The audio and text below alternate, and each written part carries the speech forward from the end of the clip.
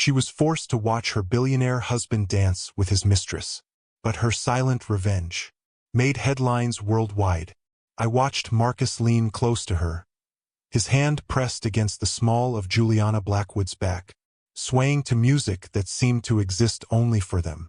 The champagne glass in my hand was shaking. Could feel eyes on me from every corner of the sculpture garden, witnesses to my humiliation. Then they walked toward me, together. Hey, beautiful hearts. You're watching Cedar Light Love Stories, where every heartbeat tells a story. Don't rush away. Stay till the end, because love always has a twist you won't want to miss. Before we begin, like, share, subscribe, and drop a comment below telling us where you're watching from. Let love connect us all. Marcus reached into his pocket and pulled out his car keys. He didn't hand them to me. He tossed them. The metal hit my chest before I caught them reflexively. Take the car home, Alexandra, he said. His voice was loud enough that the couple standing 10 feet away turned to look. Juliana needs to show me the boathouse foundation issues. She'll give me a ride. Back later. I stood there, keys cold and heavy in my palm, unable to form words. Juliana laughed. The sound was crystalline and cruel. She tilted her head, her diamond earrings catching the garden lights. I'm sure you can manage, can't you, Alexandra? You're very capable with practical matters. Her hand was already on his arm, possessive, claiming. They turned and walked away together toward the waterfront path. Marcus didn't look back. Not once. Have you ever stood in a room full of people and realized you're completely invisible? Have you ever watched someone you love choose someone else right in front of you while strangers pretended not to notice? That moment in the sculpture garden at the Prescott estate was supposed to be the end of my story. The humiliating conclusion to 12 years of marriage. Marcus thought he was dismissing me, erasing me, moving on to something better, something wealthier, something more impressive than the wife who worked with paintings. But what Marcus didn't know was that the woman he was humiliating wasn't who he thought she was. What he didn't understand was that I had spent 17 years authenticating artwork worth millions of dollars, finding the forgeries, uncovering the frauds, tracing the lies hidden beneath beautiful surfaces, and I was about to turn those skills on him. What happened next made headlines across 3 states. It destroyed more than just a marriage. Exposed a fraud operation that had been running for years, and it transformed me from an invisible wife into someone who would help dozens of other women escape the same trap. But I'm getting ahead of myself. To understand how I ended up holding those car keys in a sculpture garden at midnight, you need to understand what I was before that moment. You need to see the life I convinced myself was worth protecting, even as it slowly poisoned everything I touched. My name is Alexandra Carrington. I'm 40 years old.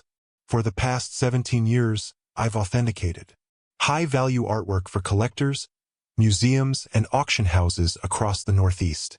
When someone claims to have discovered a lost Vermeer in their grandmother's attic, I'm the person who determines if that claim can withstand scrutiny.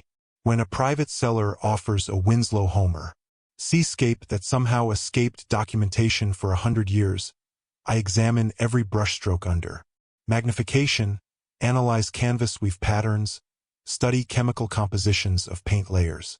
I find the truth hidden beneath beautiful surfaces. I expose frauds that have fooled collectors for decades. I protect people from making catastrophic financial mistakes based on sophisticated deceptions. The irony is almost unbearable. I can spot a forged signature from the 18th century, but I missed the deception happening in my own home for years. My husband Marcus builds luxury residential developments for ultra-wealthy clients.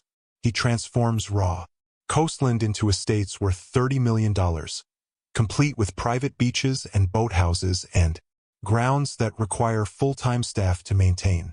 He's charming in that practiced way that makes people believe they're special, that their connection with him is unique, that he genuinely cares about their vision rather than his commission. He used those same skills on me for 12 years, and I let him because the alternative was admitting that the life I'd built was constructed on foundations that were never as solid as I believed.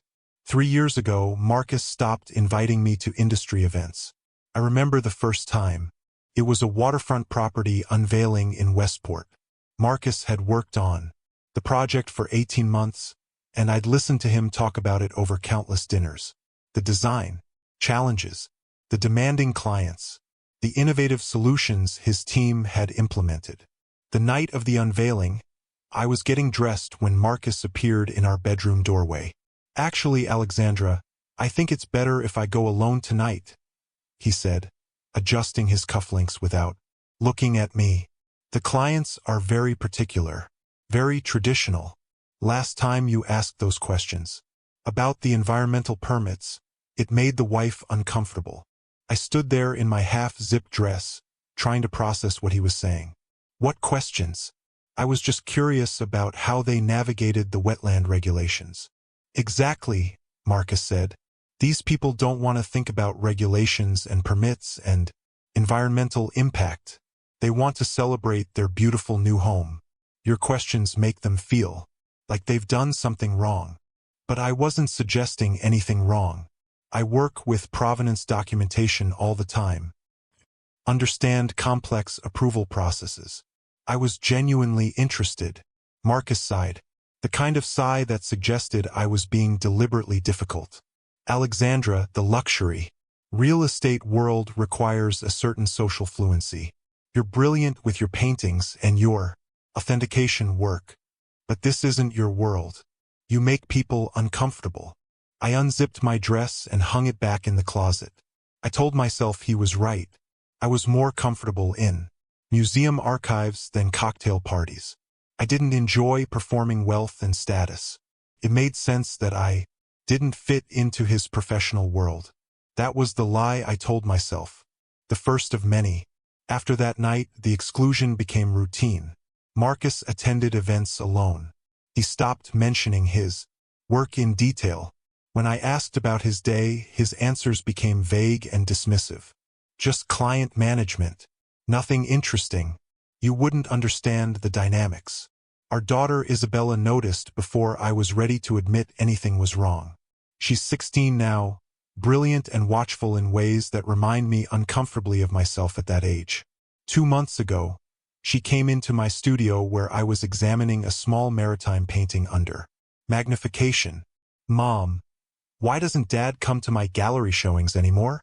I didn't look up from my work. "He's been busy with the Prescott Estate project, sweetheart. It's a massive undertaking. Once it's finished, his schedule will calm down." "He hasn't come to one in 18 months, Isabella said. Her voice was quiet but precise. "I've been counting." I finally looked at her. She was standing in the doorway with her arms crossed, her expression far too knowing for 16. "That's not true. He came to your winter exhibition." "That was 2 years ago, Mom, before the Prescott project even started." I opened my mouth to argue, then realized she was right.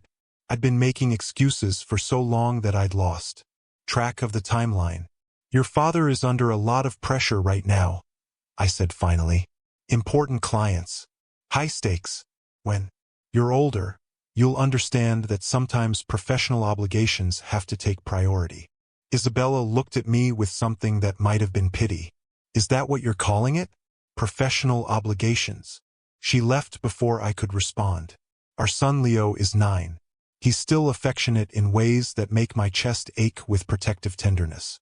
Last week, he climbed into my lap while I was reviewing provenance documents at the kitchen table.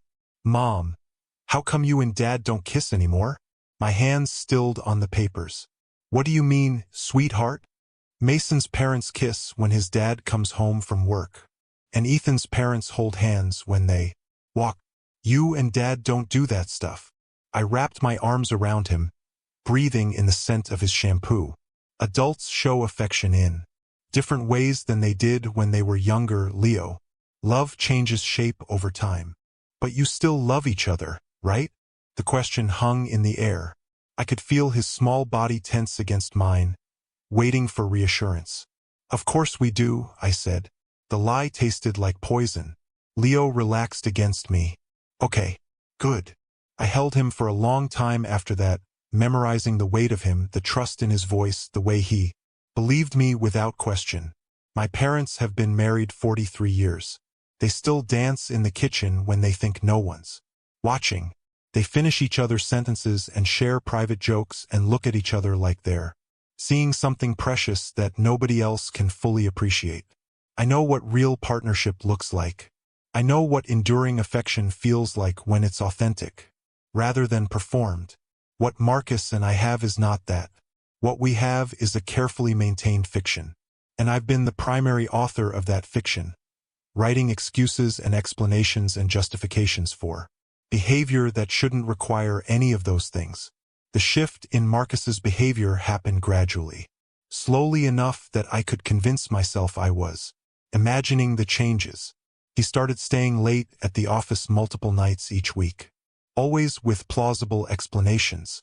The Prescott clients want to review the updated renderings. Juliana has questions about the timeline for the boathouse construction. There's an issue with the foundation that needs immediate attention. Juliana. Her name started appearing in his conversations about 6 months after the Prescott project began. At first, it was professional and distant. Ms. Blackwood prefers Italian marble for the primary bathroom. The client wants to add a wine cellar to the specifications. But gradually, the distance disappeared. Ms. Blackwood became Juliana. The client became she, said with a particular tone I couldn't quite identify, but that made something tighten in my chest. Marcus started dressing better, wearing cologne I hadn't purchased for him, checking his phone with increasing frequency and decreasing transparency. When his phone buzzed during dinner, he would glance at the screen, smile slightly, and set it face down on the table without explanation. Who was that? I asked once. Just work, he said, not meeting my eyes. Nothing important. 3 months ago, I noticed a charge on our joint credit card statement. The Greenwich Harbor Inn. $425. I pulled up the hotel's website. Waterfront suite. Their most expensive room. I looked at the date of the charge. A Thursday. Marcus had told me he was working late that Thursday. He'd come home after 11, claiming the meeting with the engineer had run long. I told myself there was a reasonable explanation. Maybe he'd booked the room for out-of-town clients. Maybe the development company was hosting potential investors. I didn't ask him about it, because asking would require admitting that I suspected something I wasn't ready to confront. That's how it works. The slow erosion of trust. You notice something that doesn't make sense. You tell yourself there's a reasonable explanation. You don't ask questions because you're afraid of the answers. And by the time you're ready to confront the truth, you've normalized so much deception that you don't even know where to start. Thursday afternoon, for days before the gala that would change everything, Marcus walked into my studio. I was examining a painting attributed to Martin Johnson Head, a small oil of a marsh landscape. The client was considering purchasing it at auction, and they'd hired me to verify authenticity.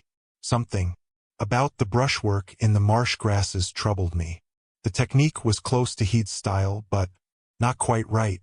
Marcus stood in the doorway, checking his phone, not really looking at me. You need to attend the Prescott Foundation Gala on Saturday, he said. Not a question. A statement. I looked up from my magnifying glass. The Prescott Foundation Gala?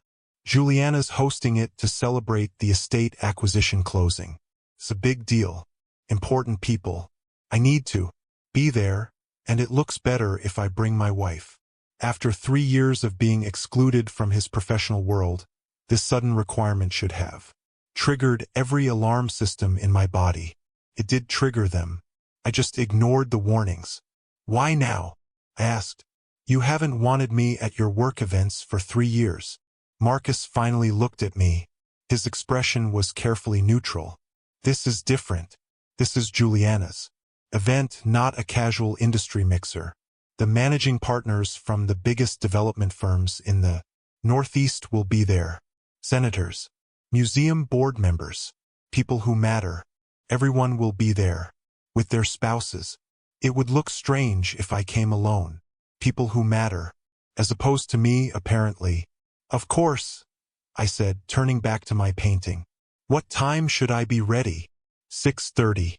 And Alexandra. He paused. Wear something appropriate. This is Greenwich Society, not a museum lecture.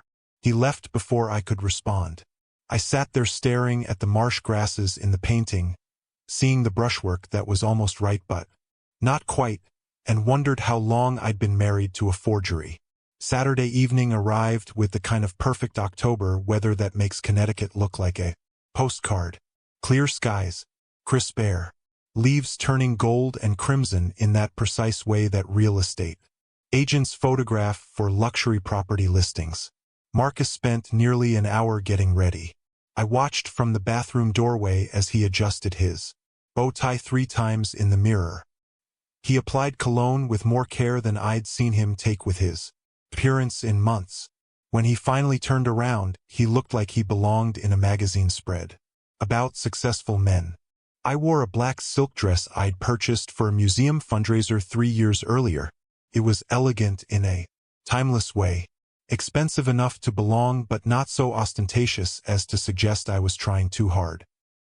Paired it with simple jewelry and practical heels. When I looked in the mirror, I saw someone professional and appropriate. When I looked at Marcus in his custom tuxedo and Italian leather shoes, I saw someone who belonged to a world that had stopped including me years ago. The drive to the Prescott estate took 40 minutes through suburban streets that gradually transformed into something else entirely. The houses got larger, the properties more expansive, the gates more imposing.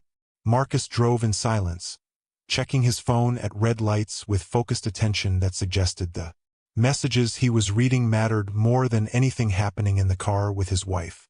I stared out the window and tried to remember the last time we'd driven somewhere together without the children as a buffer between us.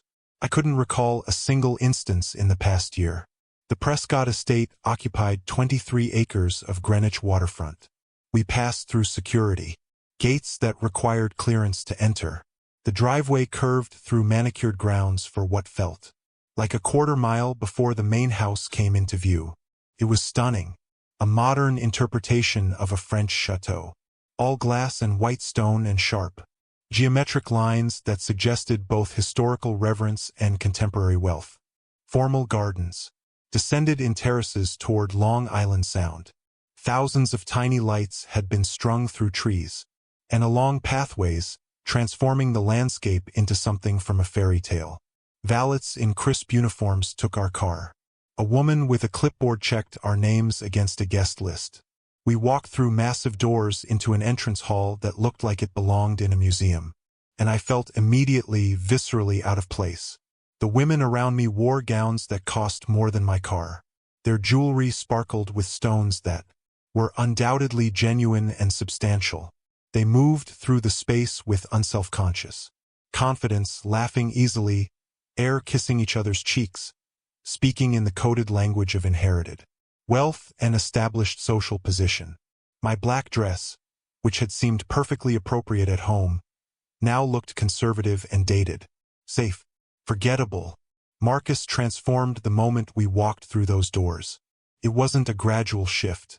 It was immediate and complete, like watching someone put on a mask they'd worn so many times it fit more comfortably than their actual face. His posture straightened.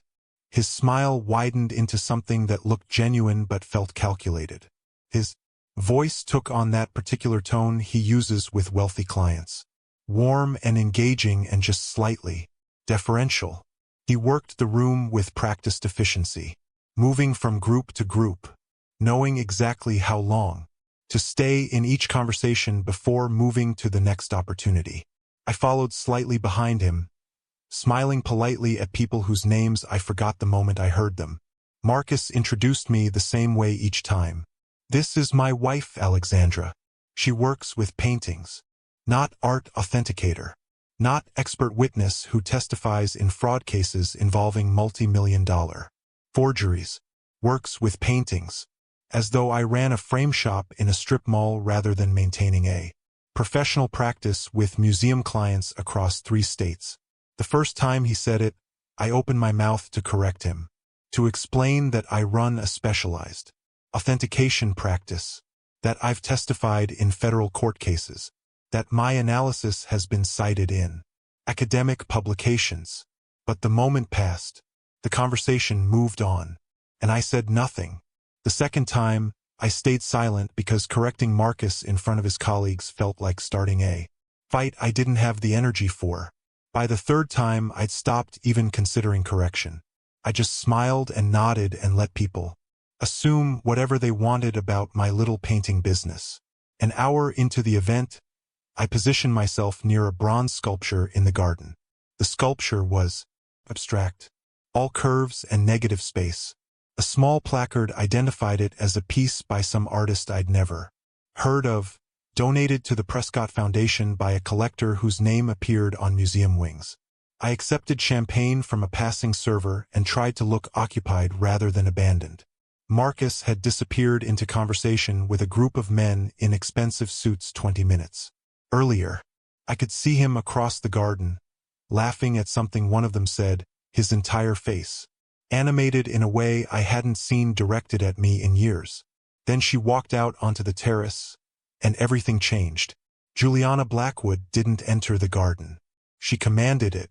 Late 30s, stunning in that carefully constructed way that requires both genetic advantage and substantial financial investment. Her hair fell in perfect waves that could only be achieved through professional styling. Her gown was deep emerald green, clearly custom designed, fitting her body with precision that only bespoke tailoring can achieve. Her jewelry sparkled in the garden lights. Real diamonds, substantial ones, at her throat, her wrists, her ears. But what struck me most was not her appearance. It was Marcus's reaction when he spotted her. His entire face transformed. The professional mask he'd been wearing all evening fell away completely, replaced by something raw and unguarded and so obviously infatuated that I felt embarrassed for him. He looked at Juliana Blackwood the way I'd once hoped someone would look at me, the way romantic literature promises is possible if you find the right person. He looked at her like she was the only person in the garden who mattered. They gravitated toward each other across the crowded space. Marcus excused himself from his conversation mid-sentence and walked directly to her.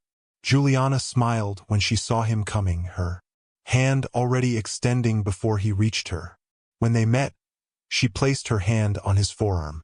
Not a handshake, a familiar touch, casual intimacy. Marcus leaned close to hear something she said. She spoke in a voice too low for anyone else to catch. They laughed together. Real laughter. The kind that comes from shared understanding rather than social obligation.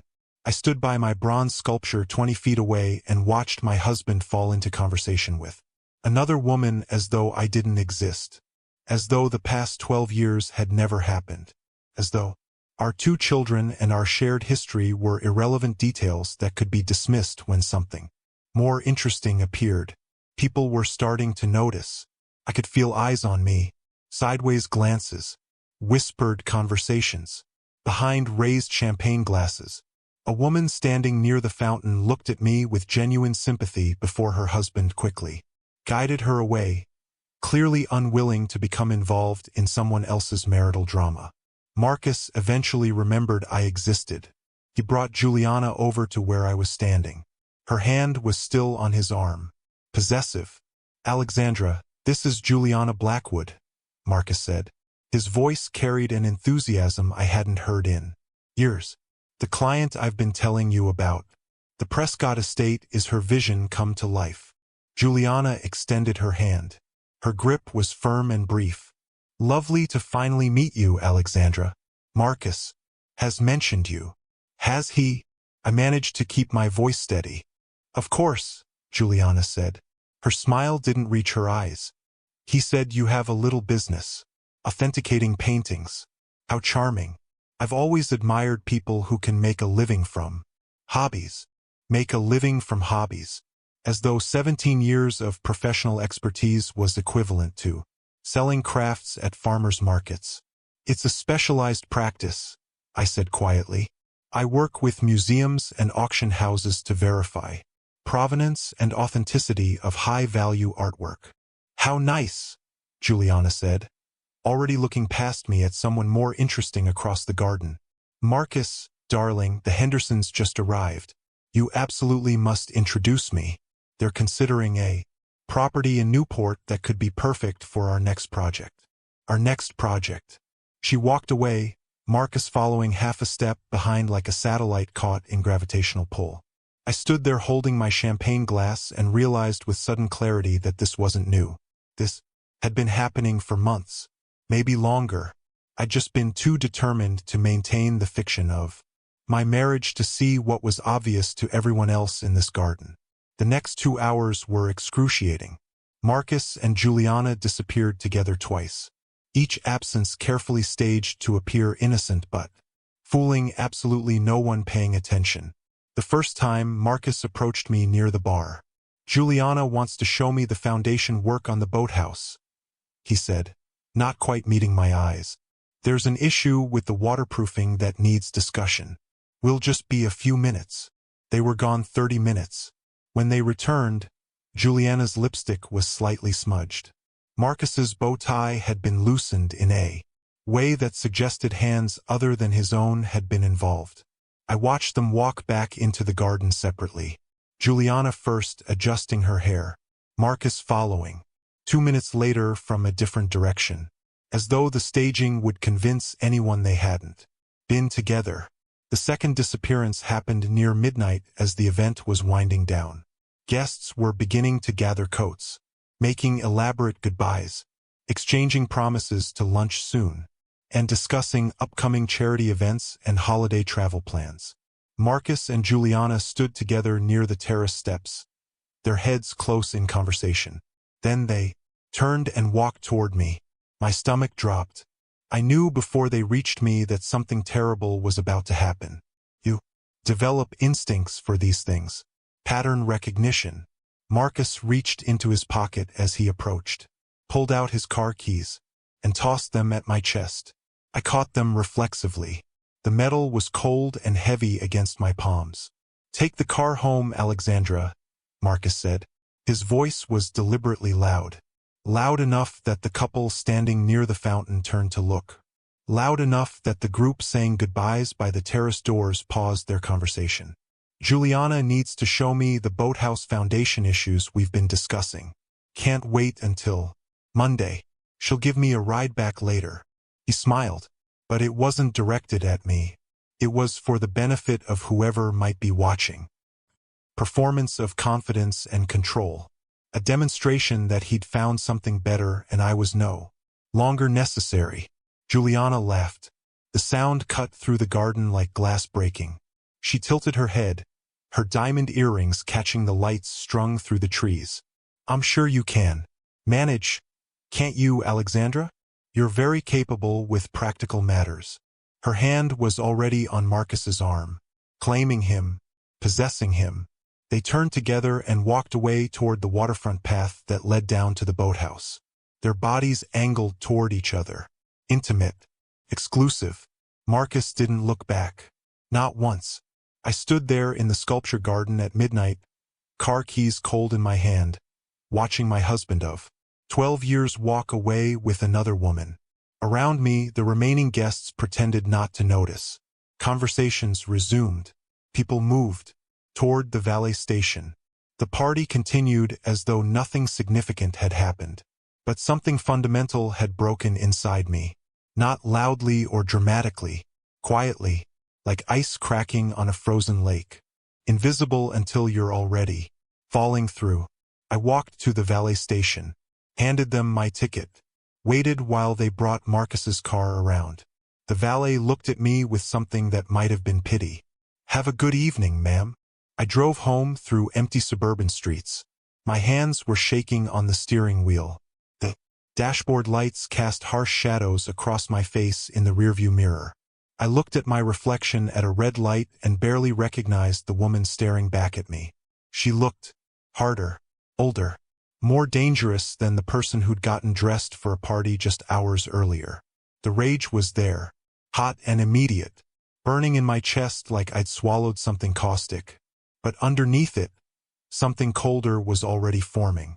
The part of my brain that solves problems was beginning to wake up, sorting through what had just happened, cataloging it, organizing it, treating it like evidence in a case file, because that's what this had become, a case. My marriage was no longer a relationship to be saved. It was a fraud to be investigated and documented, and systematically dismantled. And I was very, very good at my job. The house was completely dark when I pulled into the driveway, silent in a way that felt deliberate, rather than peaceful. I sat in the car for a full minute before I could make myself go inside, staring at our front door, the windows that I'd selected curtains for, the landscaping I'd planned and maintained, everything carefully, curated to project an image of stability and success. All of it suddenly looked like a stage set, a facade constructed to hide the rot underneath. When I finally went inside, the emptiness hit me immediately. Isabella and Leo were spending the weekend with my parents. I'd arranged it myself 2 weeks ago, thinking it would be nice for the children to have special time with their grandparents while Marcus and I attended his work event. The timing felt suspiciously convenient now. Marcus had known the children would be absent tonight. He'd known when he made his plans with Juliana that our daughter and son would not be home to witness my return. Alone, humiliated, dismissed. The calculation of it sent fresh waves of rage through my body. This wasn't some spontaneous mistake, some moment of weakness he could later claim to regret. This was deliberate, methodical, planned. Marcus had orchestrated my public humiliation with the same attention to detail he applied to his luxury real estate developments. And that realization changed something fundamental in how I understood the man I'd been married to. For 12 years, I went to my home studio and turned on every light, made coffee strong enough to strip paint, and then I did what I do best. I started investigating. Marcus and I maintained joint accounts for household expenses, standard financial practice for married couples. I'd never questioned it because I trusted him. That trust, I now recognized with bitter clarity, had been catastrophically misplaced. But we also had personal accounts. Marcus had his own checking account tied to his development company income. I had mine for my authentication practice revenue. I'd never examined his personal accounts closely, operating under the assumption that how he managed his business finances was his own concern as long as he contributed his share to household expenses. That assumption had been a mistake. I started with our joint credit card statements, downloading 3 years of transaction history, building spreadsheets that categorized every charge by merchant, date, and amount. This is work I do for clients routinely. When a painting's provenance seems questionable, I track paper trails through centuries of ownership records. I identify patterns. I find connections that others miss. The methodology is identical, just applied to a different kind of fraud. The first pattern appeared within 15 minutes.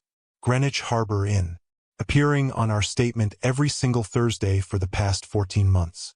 Always the same amount, $425. I pulled up the hotel's website and navigated to their room rates. Waterfront suite, their premium accommodation, $425 for Thursday. Evening check-in with Friday morning checkout. I opened my calculator and did the math. 14 months, approximately 56 weeks, 56 Thursdays, $23,800. Nearly $24,000 spent on hotel rooms while I thought Marcus was working late at the office or meeting with engineers or reviewing construction plans. Every single Thursday for over a year, my husband had been 20 minutes away in a hotel suite with another woman, using our joint credit card to pay for it. But that was just the beginning. I continued building my spreadsheet, color-coding categories, flagging anything that didn't align with our normal spending patterns. More patterns emerged, each one worse than the last. Restaurant charges on evenings when Marcus claimed to be working late. Places I'd never been to. Meals I'd never shared. Lou Bernardine in Manhattan, $1,400. Maria, $1,100. The Inn at Little Washington, $2,200 for a single dinner. I cross-referenced the dates with my own calendar. Marcus had told me he was meeting investors those nights, business dinners that ran long. But these weren't business dinners. The amounts were wrong. Business meals get expensed to the company. These charges were on our personal joint card. These were romantic dinners. With her. Then I found the jewelry purchases. Cartier. Multiple charges over the past year. $3,200. $5,800. $7,400. I checked the dates against my own records. My birthday. Our anniversary. Christmas. Mother's Day. I'd received nothing on any of those dates. No gifts. No surprises. Marcus had claimed he was too busy with the Prescott project to make a big deal about celebrations this year. I told myself I understood that successful partnerships required flexibility about things like birthday presents. But he'd been buying jewelry, just not for me. The rage that surged through me in that moment was almost physical, like something with weight and heat pressing against my rib cage. But I forced myself to stay focused, to keep documenting, to build the case, because that's what this was now. A case against my husband for fraud and theft and systematic betrayal that went far beyond simple infidelity. I pulled up the most recent Cartier charge. $8,500. 6 weeks ago. I thought about Juliana tonight, the diamond bracelet sparkling at her wrist as she placed her hand on Marcus's arm. The way the stones caught the garden lights and threw them back in calculated brilliance. Marcus had bought his mistress an $8,500 bracelet using our joint credit card. Using money from the account I contributed to from my authentication practice. Money that should have been designated for household expenses or saving for our children's futures. Then I found the charge that made my hands start shaking with fury. Atelier Rousseau. $8,500.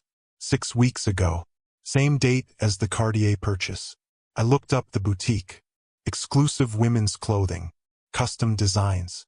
Clientele that included celebrities and socialites. Gowns starting at $5,000.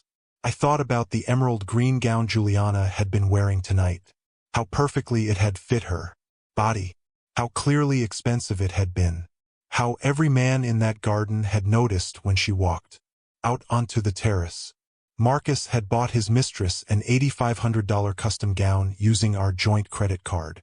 He'd dressed her, adorned her, prepared her to be displayed at the very event he'd demanded I attend. So it would look appropriate for him to have his wife present. The audacity of it was staggering.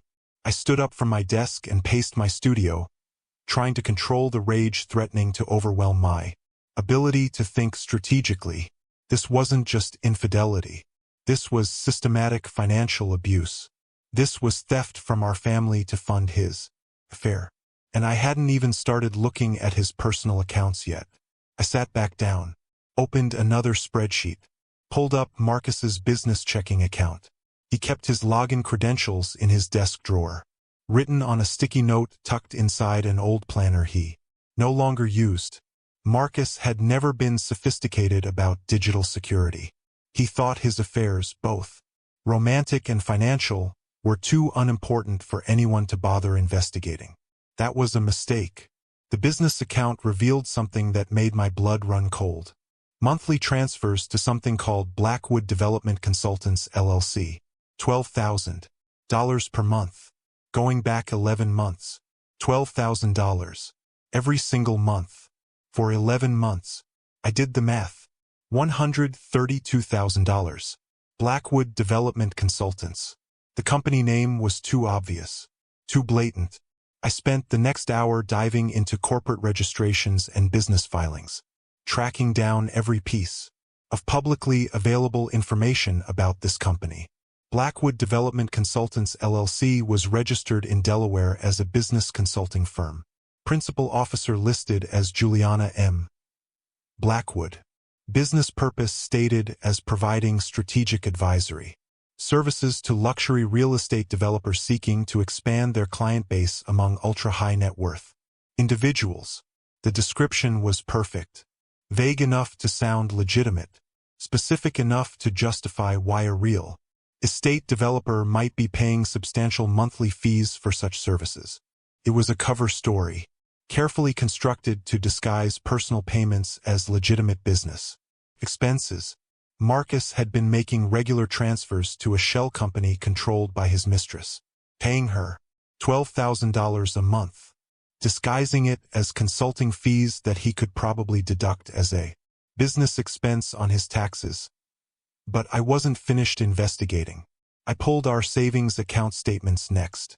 The account I'd been steadily contributing to for the past decade, carefully building a financial cushion for emergencies, for our children's futures, for retirement, security. What I found made my hands start shaking again.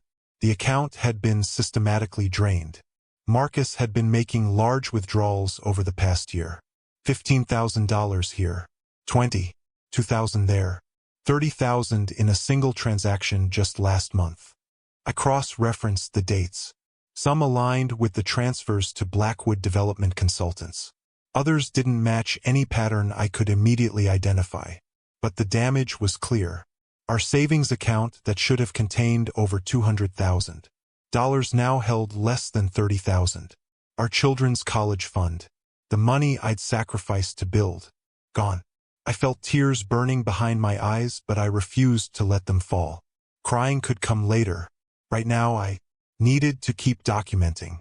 The discovery that made me feel physically ill came when I found investment account statements in our filing cabinet. I'd been looking for our original mortgage paperwork, trying to verify something, and I found statements I'd never seen before.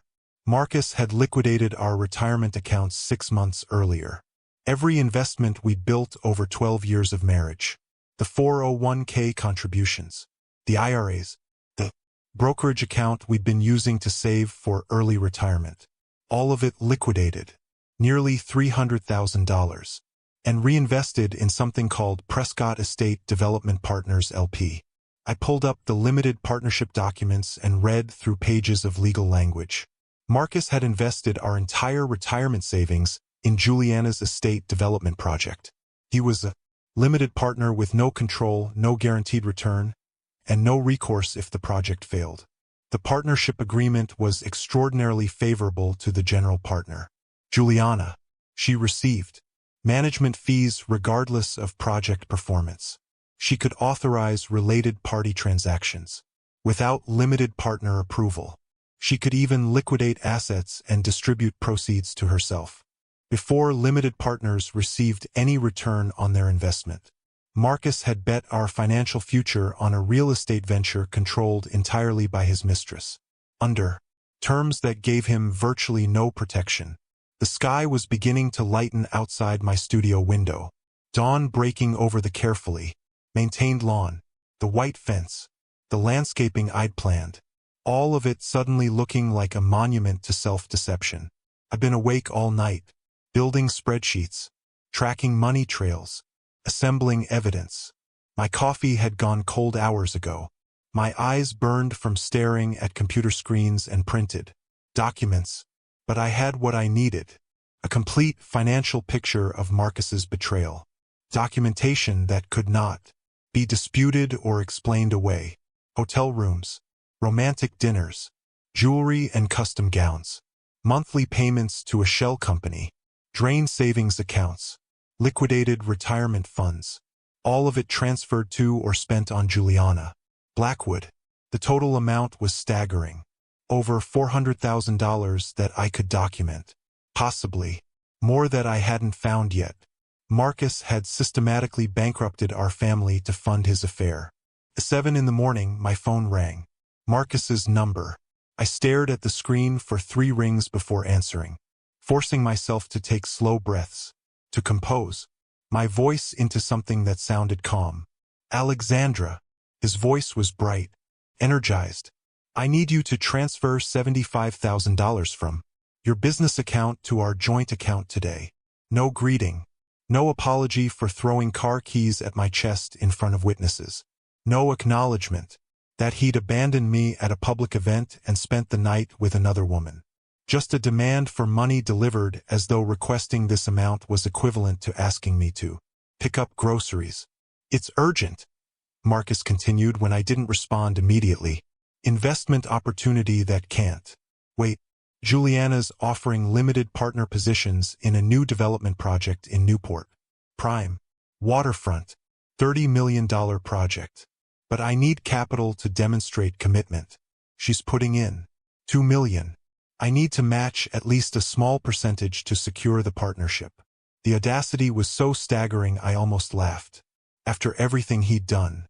After the public humiliation and the private betrayal. After draining our savings and liquidating our retirement accounts. After spending over $400,000 on his mistress, he was calling to demand more money. From the business account I'd built through my own work. Money that had nothing to do with him or his income or his fantasy life with Juliana Blackwood. "What investment opportunity?" I asked, keeping my voice carefully neutral despite the rage burning in my chest. "I just told you. Newport Development Project. Juliana's spearheading it. Exclusive limited partner. Positions. This is exactly the kind of opportunity that could set us up for early retirement, Alexandra. But I need to move fast. She's only offering positions to a select few investors." She was scamming him. Still scamming him even now. After he'd already given her over $100,000 in documented payments. After investing our retirement savings in her Greenwich project. Juliana was extracting more money. And Marcus was too infatuated to recognize the pattern. "I'll need to review the partnership documents before transferring that amount," I said, maintaining my professional tone. "Business plan, financial projections, comparable property analyses, standard due diligence." "There's no time for your analysis, Alexandra." I could hear irritation creeping into his voice. "This is opportunity knocking. Either you're with me or you're in my way. I need an answer by noon today or the position goes to someone else." "I see," I said quietly. "I'll make my decision soon. Make it fast. This is our future we're talking about. Our future. As though we still had one." I hung up without saying goodbye and immediately pulled up the contact information for Patricia Kimball. Patricia was an attorney who specialized in high-asset divorce and marital fraud.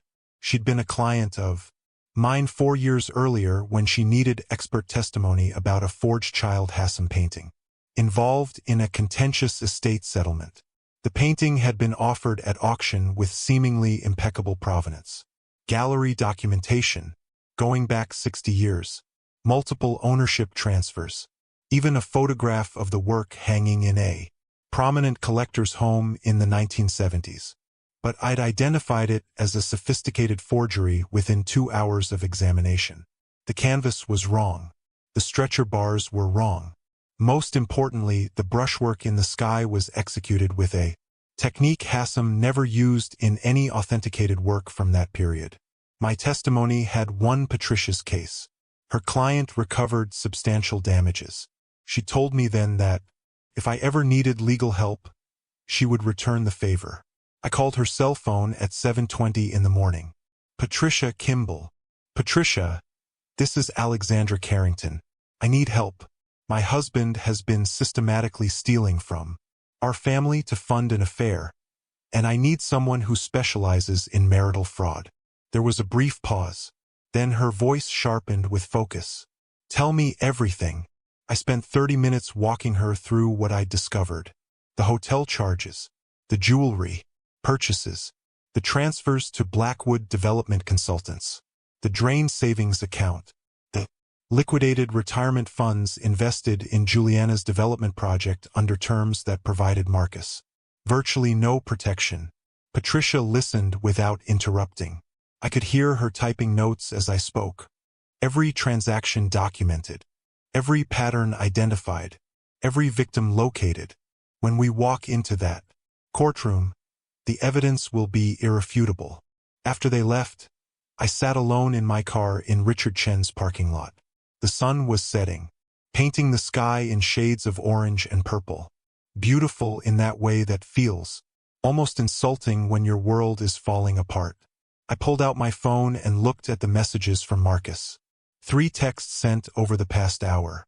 Did you make the transfer yet? Alexandra, I need an answer. The noon deadline is approaching. You're being unreasonable. This is a legitimate business opportunity. I didn't respond. I started the car and drove home through evening traffic, thinking about all the times I'd accepted Marcus's explanations without question. All the times I'd swallowed my concerns because confronting them felt harder than maintaining the fiction. That version of myself felt like a stranger now. Thursday morning, Patricia filed the paperwork. Divorce petition with comprehensive financial exhibits. Every hotel charge, every restaurant receipt, every jewelry purchase, every transfer to Blackwood Development Consultants, the drained savings account, the liquidated retirement funds, all of it documented in exhibits that ran to over 200 pages. The petition requested full ownership of the marital home, division of all remaining marital assets, weighted heavily in my favor due to Marcus's fraudulent depletion of funds, full legal custody of Isabella, and Leo with supervised visitation for Marcus pending family counseling. Patricia called me after she left the courthouse. It's done. Marcus will be served with the divorce papers within 48 hours. Once he receives them, he'll know you've discovered everything. Good, I said. Friday afternoon, Marcus appeared at our home. I watched through the window as he sat in his car in our driveway for several minutes, just sitting there, staring at the house. Finally, he got out and walked to the front door. When I opened it, I barely recognized the man standing on my porch. He'd aged visibly in just 1 week. Dark circles under his eyes suggested he hadn't been sleeping. His clothes were wrinkled, his usual meticulous grooming completely abandoned. His characteristic confidence replaced by something that looked like desperation mixed with genuine fear. Alexandra, please. We need to talk about this reasonably. I stepped aside and let him in, but I didn't invite him to sit. We stood in the entryway like strangers. I made mistakes, Marcus said. His voice had a pleading quality I'd never heard before. But filing lawsuits and involving securities regulators is vindictive. Think about the children. Think about what this will do to them when it becomes public. I am thinking about the children, Marcus. I'm thinking about how you liquidated their college fund to invest in your mistress's fraudulent development project. I'm thinking about how you drained our retirement savings. I'm thinking about how you publicly humiliated their mother in front of your colleagues. Juliana said the investment was legitimate. For the first time, I heard something like fear in his voice. She showed me projections, market analyses, comparable property valuations. All fabricated, I said. Richard Chen's analysis proves the project is dramatically overvalued. You invested $300,000 in a real estate venture that's worth a fraction of its claimed value. I walked to my studio and retrieved the folder of documentation Richard had assembled. I laid it out on the dining room table where Marcus could see it. James Morrison, I said, pointing to one set of documents, works in finance, invested $400,000 in Juliana's previous development project in Westport. Lost everything when the project was foreclosed 18 months later. I pointed to another file. Kevin Walsh, commercial real estate broker, invested $250,000 in a Newport renovation that never materialized. Juliana claimed environmental issues halted construction. Kevin later discovered the permits were never even filed. Another file. Robert Chun, retired investment banker, invested $180,000 in a commercial property conversion. The property was sold 6 months later with Robert receiving nothing. Juliana claimed the partnership had debts that consumed all proceeds before distributions could be made to limited partners. I looked at Marcus directly. You weren't special. You were just the latest mark in a pattern she's been running for years. And you were so desperate to believe you'd captured the attention of someone wealthy and beautiful that you ignored every warning sign you were being exploited. Marcus stared at the documents. His hands were trembling as he picked up pages and set them down. Again. She told me I was different, he said quietly. That we had something real. That she'd never connected with anyone the way she connected with me. She told you that because it was effective, I said. You wanted access to her world badly enough that you bankrupted our family to pay for it. Marcus looked up at me. What happens now? Now you move out of this house. You cooperate fully with the divorce proceedings. You find new employment because I'm guessing your current employer won't appreciate the scandal when this becomes public. And you hope the judge shows mercy when determining child support because based on your current income trajectory, you're going to struggle to make those payments. Where am I supposed to go? I genuinely don't care, Marcus. Perhaps you should call Juliana and ask if her Greenwich estate has a spare room. Though I suspect she's not taking your calls anymore. His face told me I was right. Juliana had already cut him off. He left that evening with 2 suitcases, loading them into his car while I watched from the window. After he drove away, I sat in Isabella's room for a long time, looking at the photographs she'd taken, the evidence of her artistic vision, the talent that Marcus had stopped acknowledging 18 months ago, when he became too absorbed in his affair to notice his own daughter. I couldn't protect my children from the truth anymore. They deserved to know why their father had moved out, why their lives were about to change dramatically. The divorce hearing was scheduled for a Tuesday morning in late November. The courthouse was smaller than I'd anticipated. Old building with high ceilings and wooden benches worn smooth by. Generations of people waiting for their cases to be called.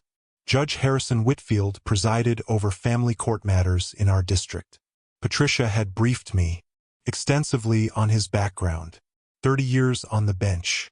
Former corporate attorney who'd handled complex financial litigation. Known for having zero tolerance for financial fraud within marriages. Marcus sat at the defendant's table with an attorney whose expression suggested he knew his client was indefensible. The young lawyer kept glancing at the folders of documentation Patricia had submitted to the court. Judge Whitfield entered and we all stood. He was exactly as Patricia had described. Gray hair, reading glasses, the expression of someone who'd heard every excuse and found none of them particularly compelling. Please be seated, he said. His voice carried natural authority. We are here for the divorce proceedings of Carrington versus Carrington. I have reviewed all submitted documentation. Counsel, you may proceed.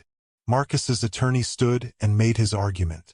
He claimed Marcus had been a victim of manipulation by a sophisticated con artist, that Marcus had already suffered significant consequences including job termination after the scandal became known to his employer, that the court should show compassion for a man who'd been deceived. Judge Whitfield listened without interrupting. His expression revealed nothing. When Marcus's attorney finished, the judge turned to Patricia. Ms. Kimball, your response. Patricia stood and approached the bench with calm confidence. Your Honor, Mr. Carrington did not simply commit infidelity, which would itself constitute grounds for favorable divorce terms for my client. He systematically defrauded his own family by liquidating assets, without spousal consent, draining savings accounts, and transferring over $400,000 to or on behalf of his mistress. She provided Judge Whitfield with documentation, bank statements, investment records, the fraudulent partnership agreement. Mr. Carrington threw car keys at his wife's chest in a parking lot full of witnesses and told her to find her own way home while he left with another woman. He publicly humiliated the mother of his children. And he did all of this while Mrs. Carrington's own professional income provided stable financial foundation that supported their household throughout their marriage. Judge Whitfield read through the documentation while Patricia spoke. Finally, he looked up, removed his reading glasses, and fixed Marcus with a stare that could have frozen water. "Mr. Carrington, I have been on this bench for 30 years. In that time, I have presided over hundreds of divorce cases involving infidelity and financial disputes. But I have rarely encountered such systematic and deliberate financial betrayal as what is documented in the evidence before me." He paused. I watched Marcus physically shrink in his chair. "You did not simply have an affair. You destroyed your family's financial security to fund that affair. You liquidated retirement accounts without consent. You drained savings accounts your wife had contributed to and built through her own professional labor. You transferred marital assets to entities controlled by your mistress under the guise of legitimate business investments." Judge Whitfield put his reading glasses back on. "The court awards Mrs. Alexandra Carrington full ownership of the marital home. All remaining marital assets, including vehicles and investment accounts, are awarded to Mrs. Carrington. Mr. Carrington will be responsible for any outstanding debts or obligations related to his fraudulent investments. Child support is set at 30% of Mr. Carrington's gross monthly income. Mrs. Carrington is awarded full legal custody of both minor children, with Mr. Carrington receiving supervised visitation rights pending successful completion of family counseling." Marcus's attorney started to stand, perhaps to object. Judge Whitfield held up one hand. "I am not finished. Mr. Carrington, you are extraordinarily fortunate that this court lacks jurisdiction to order you to repay the funds you lost in Ms. Blackwood's fraudulent investment schemes, as that matter is subject to separate civil proceedings currently underway. You are also fortunate that Mrs. Carrington has chosen to pursue civil rather than criminal remedies. This court is adjourned." I walked out of that courthouse into November sunshine that felt almost too bright after the dim courtroom. The civil case against Juliana took longer, but the outcome was worth the wait. Richard's investigation had uncovered a pattern of systematic fraud spanning 5 years and at least 8 different victims. Total documented losses exceeding $2 million. State securities regulators opened a formal investigation. Federal prosecutors began examining whether Juliana's activities constituted wire fraud and securities violations. Facing the prospect of criminal charges, Juliana's attorneys approached Patricia about settlement 7 months after we filed the lawsuit. The terms were comprehensive. Juliana would repay all funds Marcus had invested in her fraudulent projects, plus damages, plus our legal fees. The total came to $425,000, to be paid immediately from her personal accounts.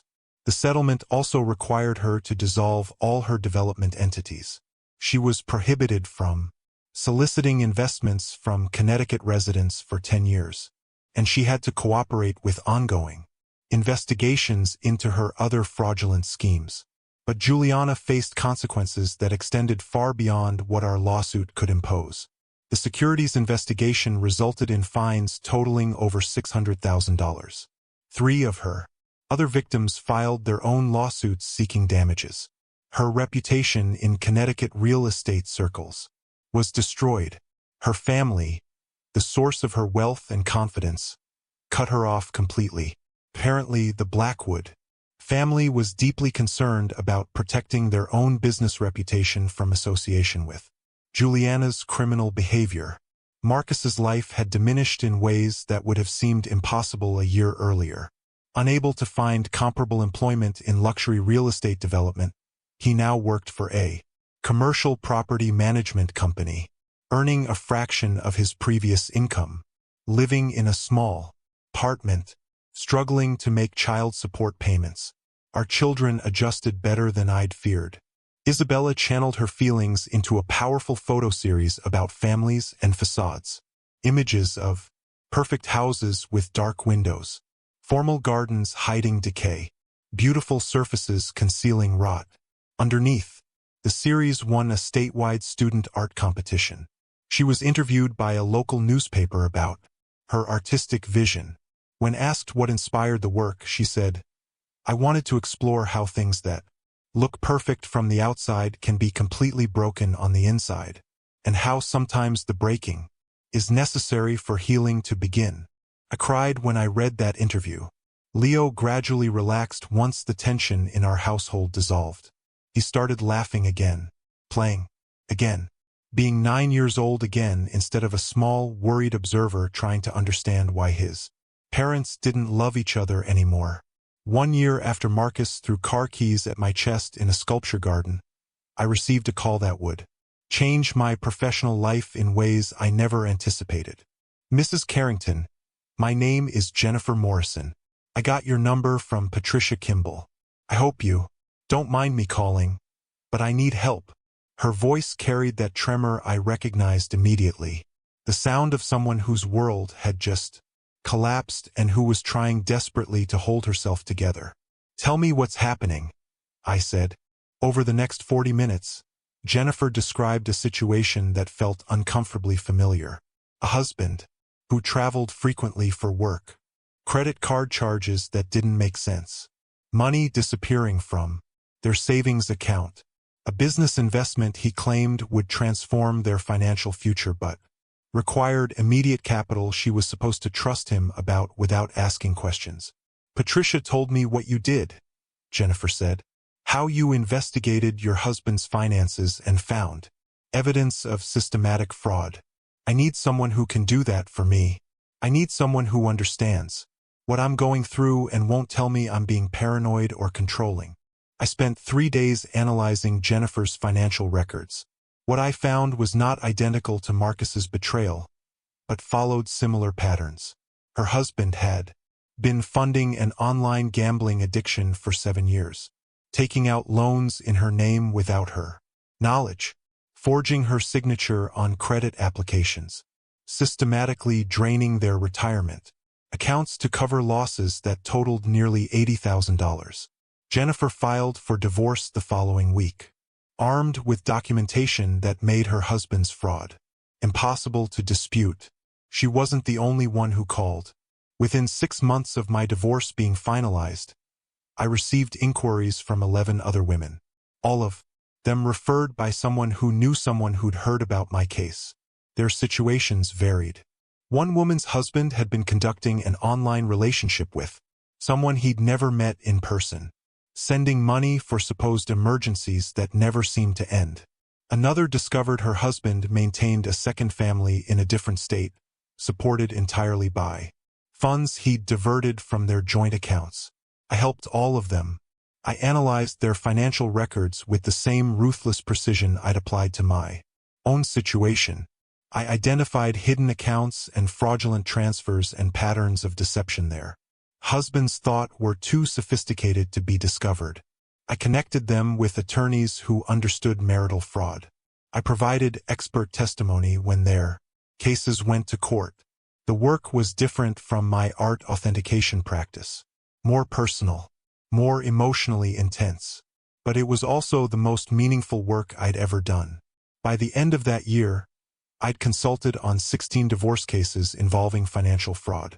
My practice was evolving into something I'd never anticipated but that clearly served a genuine need. I formalized these services under a new division, financial fraud investigation and asset protection for individuals navigating divorce. I hired 2 additional analysts who specialized in forensic accounting. Brought on Richard Chun as a permanent consultant. Have you ever turned your worst experience into something that helps others? That transforms pain into purpose? Drop a comment below and share your story. You might inspire someone who needs to hear it. And make sure you're subscribed to Cedar Light Love Stories because we bring you narratives like this every single week. Stories about resilience, about fighting back, about refusing to be destroyed by betrayal. Now let me tell you how this story ends. Every morning when I arrive at my office, I see a small framed photograph on my wall. The sculpture garden at the Prescott estate, photographed the morning after the gala. In the foreground, barely visible, you can see a champagne flute abandoned on a stone pedestal. That photograph reminds me of something important, something I now teach to every woman who calls me for help. The moment someone treats you as disposable is the moment you begin documenting everything. Because people who act with that level of contempt inevitably leave trails of evidence that will destroy them if you know where to look. Marcus believed abandoning me at that gala was an assertion of power, a demonstration that he'd found something better and I was no longer necessary to his life. What he actually did was provide me with the catalyst that transformed my professional expertise into a weapon for justice. In trying to dispose of me, Marcus inadvertently created something far more powerful than the marriage he created a practice dedicated to helping others refuse to be disposed of, a network of support for people experiencing financial fraud within their marriages, a legacy of accountability that extends far beyond my personal circumstances. Last month, I received an email from a woman named Susan. She'd been one of my early clients, married to a man who'd been systematically stealing from their business to fund a gambling addiction. The email included a photograph. Susan standing in front of a new storefront, her own business, built from the ground up after her divorce was finalized.